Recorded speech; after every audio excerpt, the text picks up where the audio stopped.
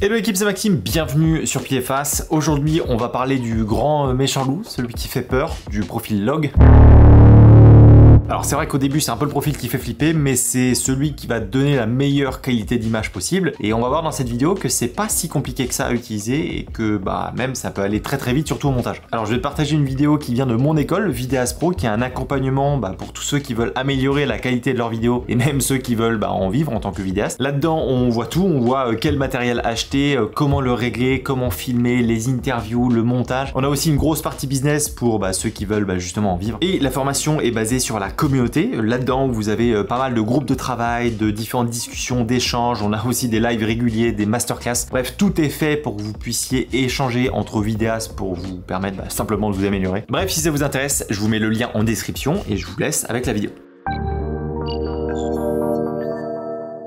Ok, parlons du profil log maintenant et de comment bien l'utiliser. On l'a vu dans la partie d'avant que c'est le profil qui garde un maximum d'informations dans ton image, notamment dans les basses et dans les hautes lumières, et comparé à un profil d'image standard, ça n'a clairement rien à voir. En fait, le log va utiliser le maximum de la plage dynamique de ton capteur. Pour rappel, la plage dynamique, c'est justement la capacité de votre capteur à faire ressortir les informations les plus difficiles à aller chercher, notamment dans les coins sombres et éclairés de votre plan. Si vous avez déjà utilisé du log, vous savez que c'est un profil qui est brut en fait, c'est complètement décontrasté et désaturé. Alors à pas oublier que dans quasiment toutes les nouvelles caméras maintenant, on a un assistant log qui va nous permettre de voir exactement à quoi va ressembler le plan, même si on utilise du log. Alors après, c'est uniquement un aperçu. Quand on regarde le rush sur notre ordinateur, on est toujours bien en log, mais ça clairement c'est un outil qui est hyper pratique. Et donc quand on importe notre rush log sur notre logiciel de montage, forcément c'est full brut, full décontrasté et désaturé. Sauf que vous allez voir qu'en un seul clic, on peut le refaire passer à ce qu'on appelle du Rec 709. Donc c'est redonner vie en fait simplement à notre plan. Et finalement, vous allez voir que c'est pas si galère que ça du coup pour utiliser du log parce qu'on a des outils qui nous permettent d'aller beaucoup plus vite. Donc clairement, le log a beaucoup d'avantages pour la qualité de votre image, mais c'est pas le profil le plus facile à utiliser, surtout au début, ou du moins c'est on va dire le profil qui laisse le moins de marge d'erreur. Typiquement mal exposé, on peut rapidement avoir du bruit numérique dans notre vidéo et c'est aussi un profil qu'il faut exposer un petit peu différemment des autres pour garder la meilleure qualité possible. Mais on va voir justement comment bien exposer dans cette vidéo. Déjà, il faut savoir que quand vous utilisez un profil log sur votre caméra, donc S-Log chez Sony, C-Log chez Canon, V-Log chez Pana, N-Log chez Nikon et F-Log chez Fuji, vous avez ce qu'on appelle un ISO natif et il varie en fonction de la caméra. C'est-à-dire que c'est à ce niveau d'ISO que vous aurez la meilleure plage dynamique et aussi le moins de bruit numérique à l'image. En général, cet ISO, on va dire minimum, est autour des 640, voire 800, voire même peut-être plus sur certains boîtiers. Et ça a clairement son impact, notamment pour le choix des filtres ND. Vous savez, plus on monte dans les ISO, plus la luminosité du plan va augmenter aussi. Sauf qu'avec un profil d'image standard, voire flat, les ISO natifs sont beaucoup plus bas, on est autour des ISO 100 à peu près, ce qui veut dire que l'exposition en ISO natif n'est clairement pas la même en profil flat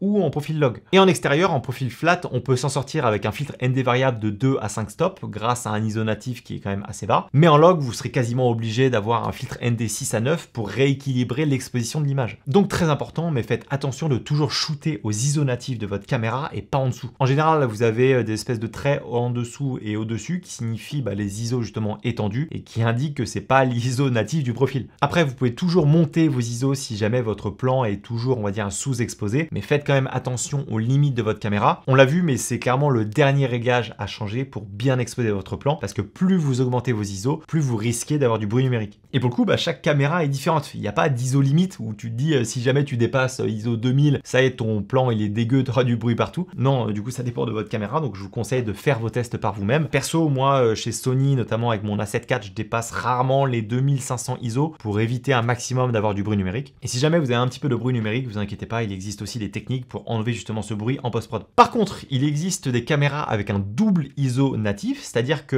passé un certain seuil, un nouvel ISO natif apparaît entre guillemets et le bruit s'enlève complètement. Et ça, c'est une des grosses forces justement de Sony qui a justement un double ISO natif en S-Log 3 à 12800 ISO pour l'A7S3 et le Sony ZV-E1. Chez Pana, on en a aussi un avec le S5 II et S5 IIX qui a, je crois, le double ISO natif à 4000. Nikon, c'est la même chose avec son Z8 aussi à 4000. Et après, il y en a d'autres. Donc, regardez si votre caméra a un double ISO natif. Ça se fait de plus en plus, mais on va dire que les anciennes caméras, c'est pas vraiment ça. Et ça, pour le coup, clairement, c'est un game changer. Je vais pas vous le cacher que moi, dès que j'utilise mon Sony ZV-E1 et que je passe au-dessus des 3-4000 ISO, je me prends pas la tête, je vais directement à ISO 12800 et je règle mon filtre ND pour avoir justement le moins de bruit numérique possible. Ok, on a vu la partie ISO. Maintenant, comment bien exposer le log. Alors, comme on a vu, il faut légèrement surexposer notre image pour bien exposer le log. Enfin, c'est juste que le système de mesure des caméras est plutôt fait pour la photo. Donc c'est pas qu'on surexpose notre plan, c'est juste qu'on l'expose correctement pour le log, mais l'indicateur de notre caméra le voit pas vraiment comme ça. Maintenant, vu que c'est un profil moins évident à exposer, l'œil nu va clairement pas suffire pour bien exposer un plan en log, surtout quand on est en extérieur, qu'on voit pas grand chose avec le soleil qui tape sur l'écran. Bref, on va utiliser plusieurs outils pour nous assurer de bien exposer un plan en log. Le premier, on l'a tous dans tous les boîtiers, même ceux qui ont plus de 40-50 ans, c'est l'indicateur d'exposition. C'est l'échelle qui est sur l'écran et qui varie entre -3 et +3 en fonction des boîtiers. Et en gros, c'est un indicateur qui justement nous indique que quand tu es pile à 0, pour la caméra, tu es bien exposé. Et donc si tu changes les paramètres, forcément tu vas voir cet indicateur là bouger. Mais en général, pour bien exposer du log, il faut justement que tu surexposes pour la caméra. On dit qu'on vise les +1.3, +1.7 pour les Sony parce que c'est entre 2 et -2. Et pour du Canon et du Pana, on est autour des +2 à peu près pour que ton plan en log soit sur le papier pas trop mal exposé. Et c'est là où il faut faire attention parce qu'en gros, ta caméra avec cet indicateur là va te dire que tu es surexposé, mais non, tu l'es pas. C'est juste que le système est pas le même. Mais c'est pour ça que c'est pas l'outil le plus fiable et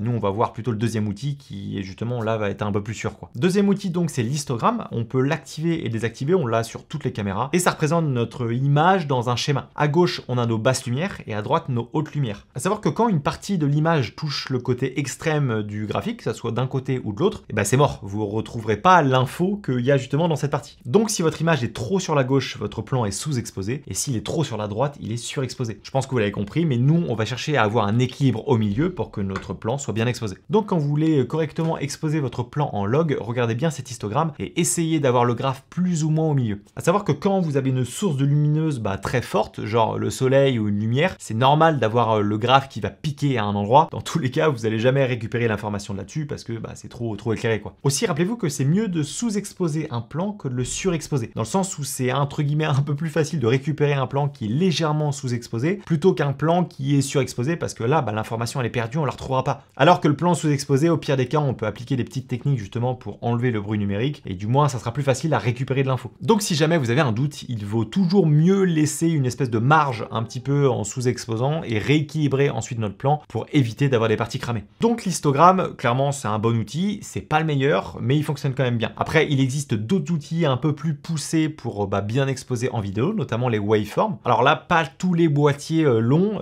malheureusement, parce que c'est hyper pratique, et c'est un petit peu un histogramme poussé. C'est un graphe comme on peut avoir, sauf que là, c'est un peu différent. Les hautes lumières sont représentées en haut, et les basses lumières sont représentées en bas. C'est sur une échelle de 0 à 100, qui est l'échelle IRE, le 0 étant les purs noirs, et le 100 étant le pur blanc. Sauf que là, l'avantage, c'est qu'on a vraiment tout le plan qui est représenté dans ce schéma. Ce qui veut dire que si vous passez des choses devant, si vous bougez votre plan, vous allez voir justement à quel niveau de IRE correspond ce que vous êtes en train de filmer. Et donc là, même chose, si le graphe est un peu trop vers le bas, ça veut dire que vous êtes sous-exposé, et si le graphe est un peu trop vers le haut, c'est que vous êtes surexposé. Je pense que vous l'avez compris, mais le but, encore une fois, c'est d'essayer d'avoir justement le graphe, on va dire la moyenne de tout ce que vous voyez dans votre plan, plutôt au milieu, quoi. Donc le but, c'est d'ajuster notre exposition jusqu'à que notre forme soit plutôt équilibrée dans le graphe. Même chose, si jamais vous avez des pics en bas et en haut, c'est normal, le soleil, jamais vous arriverez à récupérer de l'information. Donc c'est normal d'avoir des endroits qui piquent, dans tous les cas, il n'y a plus d'infos là-dedans, quoi. Alors pour info, quand justement on est sur les waveforms et qu'on filme des personnes, que ça soit en interview ou autre, on essaye que la couleur de peau soit autour des 60-70 pour des peaux blanches et l'IRE autour des 50 pour des peaux, on va dire, un peu plus foncées. Ça aussi, ça peut être un petit indication qui vous permet de voir que voilà, le visage sera bien exposé. Donc si jamais vous avez le waveform sur votre boîtier, activez-le, c'est clairement le plus efficace pour bien exposer en log. On n'a pas parlé des zébras qui justement indiquent quand vous êtes surexposé dans l'image, simplement parce que perso, je trouve que c'est pas pertinent. C'est pas parce que tes zébras n'apparaissent pas que ton plan est bien exposé, lui il va juste gérer la surexposition. Donc perso, je vois pas trop l'intérêt de le mettre. Bon, alors on pourrait parler des false colors qui est clairement la meilleure méthode pour exposer parfaitement ton image, mais très peu de boîtiers longs, c'est souvent plutôt sur les moniteurs et on verra ça du coup dans une autre leçon. Ok, maintenant que vous avez bien exposé votre plan log et que vous allez sur votre montage, c'est là que ça fait bizarre. Le rush est tout décontrasté, il n'y a pas du tout de saturation, enfin bref, on a l'impression d'avoir une espèce de voile gris, c'est normal. Et là, vous avez deux options. Soit vous le faites à la main, donc avec justement les différentes courbes pour rajouter du contraste, remettre un petit peu de saturation. En soi, ça peut se faire, mais déjà, il faut avoir un peu l'œil et voilà, ça prend aussi un petit peu du temps. Mais la deuxième option, qui est celle que je vous recommande, c'est qu'on peut le faire simplement en un clic. On va ajouter ce qu'on appelle une lutte de conversion.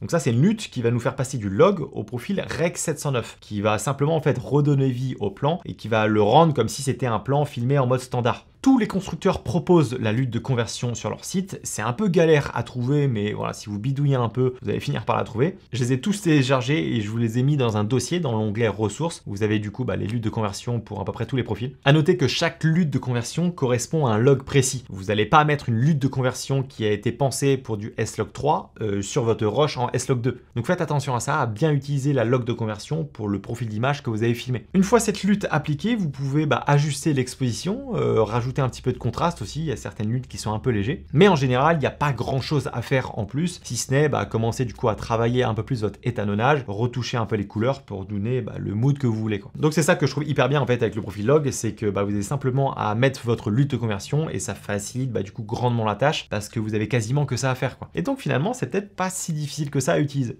Mais rappelez-vous que le log c'est le meilleur profil d'image qu'a votre caméra, donc c'est évidemment celui que je vous recommande d'utiliser, mais ça prend un peu de temps et de l'entraînement pour l'exposer correctement, sauf qu'avec tout ce qu'on a vu dans cette vidéo, normalement vous devriez pas avoir trop de soucis pour bien l'exposer. Donc voilà la vidéo sur comment exposer le log. Si jamais vous avez des questions, n'hésitez pas à la mettre dans la section commentaires juste à côté et j'y répondrai avec plaisir.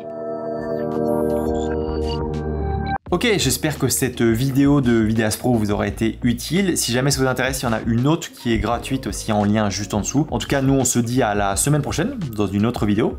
La bise!